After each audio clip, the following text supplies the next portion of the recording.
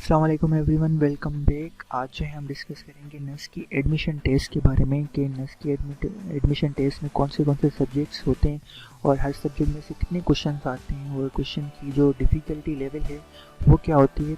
और लास्ट में हम वेटेज के बारे में डिस्कस करते हैं कि फाइनल मेरिट लिस्ट जो बनती है उसमें कितने सब्जेक्ट और कौन सी वेटेज लेते हैं। तो इसके बारे में आज डिटेल में डिस्कशन करेंगे कि आपको टेस्ट की किससे तैयारी करनी चाहिए और किस सब्जेक्ट को ज़्यादा टाइम देना चाहिए और कौन से सब्जेक्ट पे आपकी मैक्सिमम ग्रिप होनी चाहिए। तो बात करते हैं सब्जेक्ट्स के बारे में पहले कि टेस्ट में कौन से सब्जेक्ट्स होते हैं। तो टेस्ट जो होती है वो कंसिस्ट होती है 5 पोर्शंस पे। सबसे पहला जो पोर्शन और सबसे मेजर पोर्शन होता है वो मैथमेटिक्स का होता है, जो टेस्ट की 14% कंसिस्ट करता है। मतलब टोटल टेस्ट में जो होते हैं वो 200 क्वेश्चन होते हैं और 200 क्वेश्चन में से मैथमेटिक्स के 80 क्वेश्चन सिर्फ मैथमेटिक्स के होते हैं।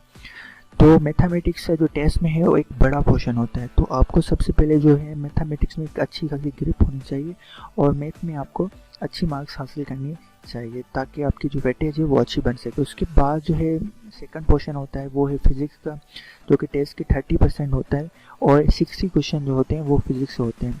पोर्शन जो होता है वो होता है केमिस्ट्री का, जो 50% टेस्ट का होता है और 30 क्वेश्चन जो होते हैं वो केमिस्ट्री से होते हैं। मतलब 200 क्वेश्चन में से आपको 30 क्वेश्चन केमिस्ट्री के दिए जाते हैं जिसको आपको सॉल्व करने होते हैं। एंड में आपको 20 क्वेश्चन जो हैं वो इंग्लिश के होते हैं और 10 क्वेश्चन जो हैं आपको इंटेलिजेंस के दिए जाते हैं, जिसमें आपको रीजनिंग बेस्ड क्वेश्चन देते हैं। वर्बल या non verbal IQ based question होते हैं जो कि सिंपल क्वेश्चन होते हैं। आपको टाइम 3 घंटे का टाइम दिया जाता है, तो टेस्ट जो है वो उस अकॉर्डिंग बनाए जाते हैं ताकि आप टाइम और टेस्ट जो है दोनों मैनेज कर सकें। तो सबसे बड़ा पोर्शन यहाँ पे है वो है मैथमेटिक्स का, जिसका 80 क्वेश्चन है। उसके बाद है फिजिक्स का जिसके 60 क्वेश्चन है। तो वो सबसे पहले जो आपको फोकस करना चाहिए टेस्ट पास करने के लिए या टेस्ट में अच्छी मार्क्स हासिल करने के लिए वो है मैथमेटिक्स। आपको मैथमेटिक्स में अच्छी ग्रिप होनी चाहिए ताकि 80 में से आप एटलीस्ट 60 प्लस क्वेश्चन सॉल्व कर सके ताकि आपके जो है मार्क्स अच्छे आ सके। उसके बाद है फिजिक्स का 60 क्वेश्चन फिजिक्स होते हैं, उसमें भी आपको एटलीस्ट 45 क्वेश्चन सॉल्व करने पड़ते हैं ताकि आपकी जो वेटेज बन सके वो सही बन सके। बाकी केमिस्ट्री के 30 होते हैं और इंग्लिश के 20 होते हैं और इंटेलिजेंस के 10 होते हैं। तो आपके जो अपना माइंडसेट बनाना है टेस्ट के लिए उसके अकॉर्डिंग बनाना चाहिए। आप ऐसे नहीं कर सकते कि इंग्लिश को आप ज़्यादा टाइम दें और मैथ को कम टाइम दें। तो ये है कि आपको सबसे ज़्यादा टाइम इनकी जो परसेंटेज है टेस्ट कंसिस्ट करती है उसके अकॉर्डिंग आप अपनी प्रिपरेशन स्टार्ट करें। तो ये थी इंजीनियरिंग ग्रुप के लिए टेस्ट की क्राइटेरिया। अगर आप BS प्रोग्राम में अप्लाई करना चाह रहे हो कंप्यूटर साइंस में तो टेस्ट की जो क्राइटेरिया है वो ऑलमोस्ट सेम होती है, लेकिन यहाँ पे फिजिक्स के बाद केमिस्ट्री आपको नहीं करनी पड़ती, सिर्फ आपको कंप्यूटर साइंस के 30 क्वेश्चन देते हैं। बाकी इंग्लिश के सेम 10% और इंटेलिजेंस के भी 5%।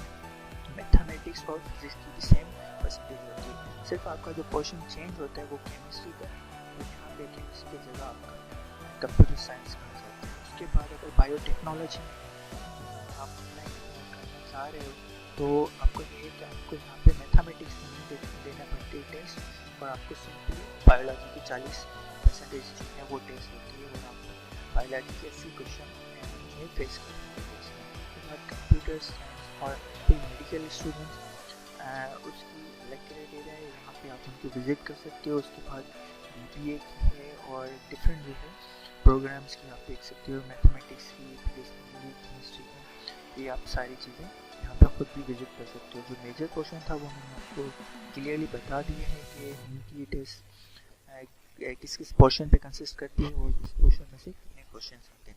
अब बात करते हैं मेरिट क्राइटेरिया, जो फाइनल लिस्ट बनती है जिसके अकॉर्डिंग आपकी एडमिशन होती है वो कैसे बनती है और उसकी जो परसेंटेज है वो कैसे होती है। तो आपकी जो फर्स्ट ऑफ ऑल जो टेस्ट की परसेंटेज है 75% जो आपकी टेस्ट की रिजल्ट बनती है उसमें 75% आपकी टेस्ट की मार्क्स लेते हैं। उसके बाद जो है SSC की मार्क्स 10% लेते हैं। अगर आपका अच्छा ग्रेड SSC में है तो उसकी 10% जो है वो यहाँ पे आपकी फाइनल मेरिट लिस्ट में काउंट करते हैं। उसके बाद HSC की मार्क्स जो हैं वो आपको 15% कंसीडर करते हैं, कि आपकी इंटरमीडिएट की मार्क्स या एफएससी के मार्क्स कितनी है, उसका जो है वो आप 15% जो है वो कंसीडर करते हैं। तो मैक्सिमम पोर्शन यहाँ पे भी टेस्ट का आता है, जो नेस एंट्री टेस्ट लेती है, तो आप वो यहाँ पे आपको जो फाइनल मेरिट लिस्ट बनती है वो उस पर डिपेंड करती है ज़्यादातर। तो यहाँ पे आपको जो सबसे ज़्यादा फोकस करना चाहिए वो अपनी टेस्ट पे। अगर आपकी ग्रेडिंग अच्छी नहीं है आपकी कॉलेज साइड में, तो आप टेस्ट में अच्छा स्कोर करके अपनी मेरिट लिस्ट में अच्छा सा नंबर हासिल कर सकते हो और ओपन मेरिट में भी सिलेक्ट होने के आपके चांसेस हैं। तो ये थी इनकी क्राइटेरिया कि फाइनल मेरिट लिस्ट कैसे बनती है, सब्जेक्ट्स कौन से थे। तो बात करते हैं टेस्ट की डिफ़िकल्टी लेवल पे। तो आपको पता है जैसे कि टेस्ट में 200 क्वेश्चन होते हैं और आपको 3 घंटे दिए जाते हैं सॉल्व करने के लिए। तो टेस्ट की जो डिफ़िकल्टी लेवल है वो इतनी ज़्यादा डिफ़िकल्ट नहीं होती, क्वेश्चन ज़्यादा होते हैं और टाइम इतना नहीं होता, और आपको जो है वो सारे सॉल्व करने पड़ते हैं। तो टेस्ट की डिफ़िकल्टी इतनी नहीं होती, काफ़ी क्वेश्चन सिंपल होते हैं, कुछ क्वेश्चन ऐसे सिंपल होते हैं जो आपको देख के ही आप 1 अटेम्प्ट में सॉल्व कर सकते हो, और कुछ क्वेश्चन रहते हैं जो आपको सॉल्व करने पे टाइम लेते हैं। तो ये थी कुछ क्राइटेरिया जो मैंने आपको डिटेल में समझा दी। आई होप कि आप यहाँ पे क्लियर हो गए होंगे कि टेस्ट कौन से कैसे आती है और कौन से क्वेश्चन होते हैं, कौन से सब्जेक्ट होते हैं। होपफुली आप इन चीज़ों के बारे में क्लियर हो गए होंगे और आप अपना जो है प्लान बनाओगे कि मुझे कैसे टेस्ट में परफॉर्म करना है, किस क्वेश्चन को ज़्यादा, किस पोर्शन को ज़्यादा टाइम देना है और किसी क्वेश्चन को अटैम्प्ट करना है। तो आई होप कि क्लियर हो गया होगा। Thank you so much.